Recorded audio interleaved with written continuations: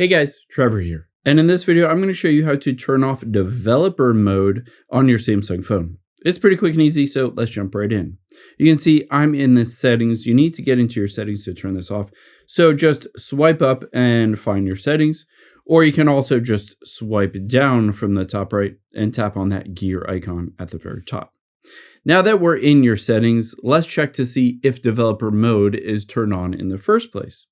To be able to see that, all we need to do is scroll down to the bottom and you can see developer options or developer mode. If it is enabled, you'll be able to see it at the bottom and we can tap on it. And now it's pretty easy to disable this. You can see it's on at the very top. All I need to do is toggle this off. However, after we've done that, you can see it still shows up with that menu. We can be sure that it is disabled by tapping the back arrow. And now if I swipe down, you'll be able to see there's nothing under About Phone. It is now disabled on your Samsung phone. You can always tap on About Phone, software information, and then tap on the build number 7 times to be able to enable it again if you wanted to get back into developer mode.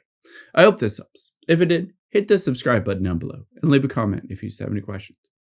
Thanks, guys.